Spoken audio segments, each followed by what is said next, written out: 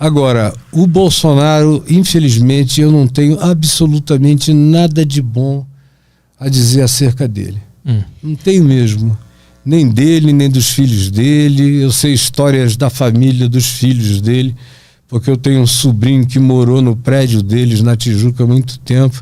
São coisas impensáveis que os garotos faziam, violentas, perversas, abusos de várias naturezas, e você pode entender até o último grau desses abusos. E então, antes dele ser qualquer coisa, eu sempre achei o Bolsonaro o maior idiota da política brasileira. É um cara burro, e ele tem uns pequenos lampejos assim de piadismos. Ele é rápido. Ele é carismático. E ele solta aqueles piadismozinhos dele. Mas aquilo, coitado, a mulher dele tá que não aguenta mais. Eu não sei se ela aguenta um segundo mandato. Porque eu sei, a gente mora lá em Brasília, todo mundo vem. E crente é um problema. Porque eu sou pastor e lá dentro da casa dele tá cheio de crente.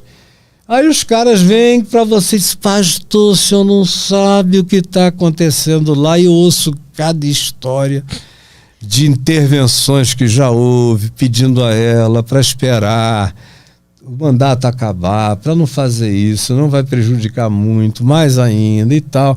Eu não vejo. Eu sei, já me apresentaram a primeira esposa dele, eu não conheço a segunda e nem conheço pessoalmente a Michele. Mas ele é um cara daquele jeito, não consegue tratar bem nenhuma mulher, cara. É um sujeito que trata as mulheres como ele trata, que diz assim: eu acabei tendo uma filha mulher porque errei lá no negócio, acabou, atingi errado, saiu uma menina. Não sei o que e tal. Deu uma fraquejada, saiu uma menina. Então, eu lamento muito que ele seja assim. Eu oro para que ele não se reeleja. Caio, por que toda a bancada evangélica, e não só a bancada evangélica, mas todos os pastores, a igreja que eu ia, unanimemente todos os evangélicos são completamente a favor dele? Por quê? De onde vem isso? Por causa do pinto e da pepeca. Como assim? Pinto e da pepeca. Por que o George Bush foi reeleito? Depois de todas aquelas misérias que aconteceram no governo dele, porque ele prometia que não iria legalizar o casamento gay.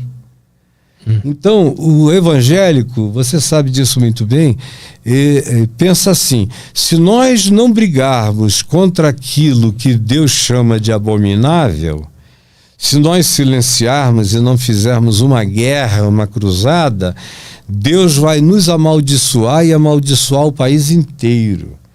Então, não tem nada a ver com ideologia, nem com elaborações sofisticadas. Tem a ver com a promessa que ele fez de costumes. Botou a Damares lá: meninos usam azul, meninas rosa, binários, e aquilo ali é a grande plataforma dele para os evangélicos. Você ouve esses pastores falando, eles dizem isso. Em segundo lugar, eles dizem que o Lula é comunista e que vai trazer o comunismo para o Brasil. A terceira coisa que eles dizem é que essas manifestações de tolerância, de inclusividade, de igualdade de gays, LGBTIK+, seja lá o que for nesse degradê que só cresce, é tudo obra do demônio. E se a gente não luta contra isso, a família vai morrer. A família, para eles, tem que ter um pau e uma pepeca. Isso é família, é um homem que mete numa bolseta. E aí... Bolseta. Numa bolseta. E aí é ter uma família. Não importa se o cara tem uma monogamia sucessiva, trocou de não sei quantas mulheres, trata mal os filhos, mas tem uma família modelo. Família para eles, gay, por exemplo, o meu amigo querido, o Fabiano Contarato, queridão do meu coração, e eu amo o Fabiano, um homem bom. Para ele, o Fabiano não tem uma família, porque é casado com outro homem, os filhos são adotados.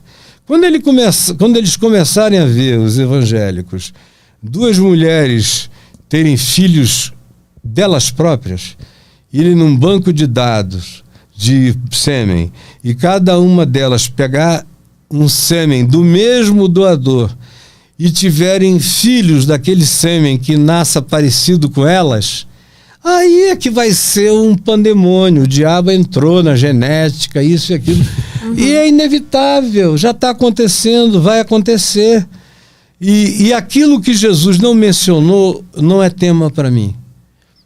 Qual é a pauta de Jesus? É a questão. Os evangélicos odeiam a pauta de Jesus. A pauta de Jesus é: eu tive fome e me deste de comer. Eu tive sede e me deste de beber. Eu estive nu e me vestiste. Eu fui refugiado, foragido e me acolhestes. Eu fui preso e me visitastes. Eu fui enfermo e foste ver-me. Essa é a pauta de Jesus.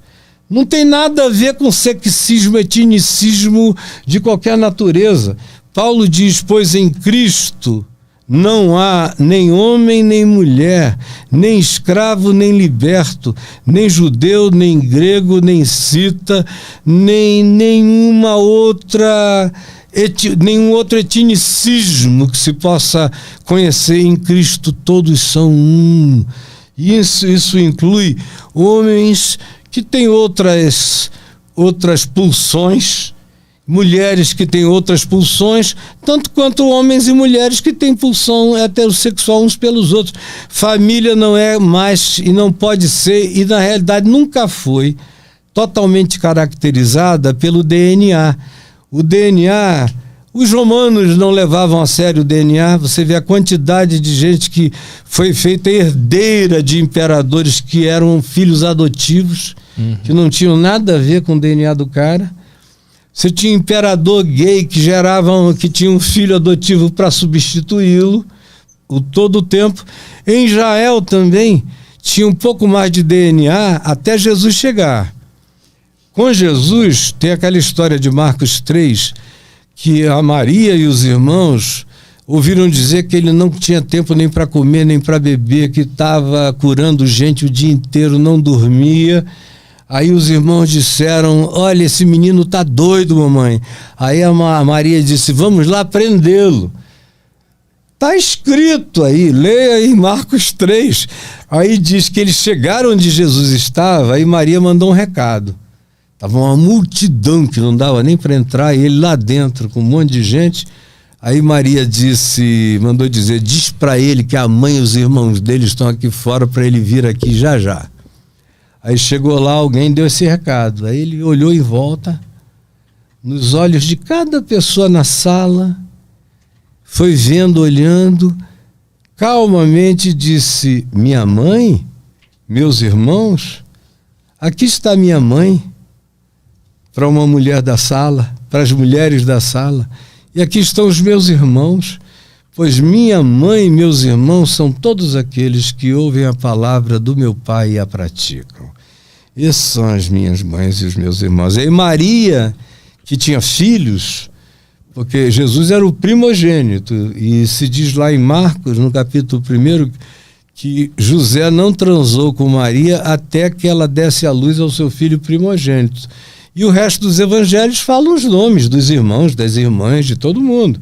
Isso aí foi um dogma que criaram já muitos séculos depois da Maria virginal, eternamente virginal. Mas é um dogma religioso que não se sustenta nem diante do que os judeus chamavam de bênção. Porque bênção para os judeus era poder ter filhos. Filhos eram o teu seguro de vida. Porque você ia ficar velho e os teus filhos iam cuidar de ti. Então, Jesus é que morrendo na cruz, Maria estava em pé lá, e João, Maria e várias mulheres, e João do lado dela. E Jesus, uma das últimas palavras de Jesus foi essa. Olhou para Maria e com o olho, né, ele estava crucificado, falou: eis aí o teu filho. E era João. Aí falou para João: eis aí a tua mãe. E o Evangelho diz que daquele dia em diante João a tomou e a levou para casa e foi filho dela, e ela foi mãe para ele até a morte dela. Ela morreu com ele e ele ficou velhinho e morreu exilado na ilha de Patmos como preso político, porque pregar o Evangelho no Império Romano era considerado um ato político. porque eles chamavam Jesus de Curios, de Senhor. E Curios era só o imperador. E aí a mensagem do evangelho virava uma subversão política no Império Romano e a perseguição cantava solta. Então, cara, quem não entender a mudança e as mudanças, a gente deixou um planeta para trás, a gente já deixou vários aeões civilizatórios para trás e a gente entrou num outro. E eu creio que o evangelho, Jesus disse, eis que eu estou convosco pelos séculos dos séculos, ou seja, pelos aeões dos aeões, por todas as mudanças civilizatórias, a minha pertinência, a minha presença estará com vocês.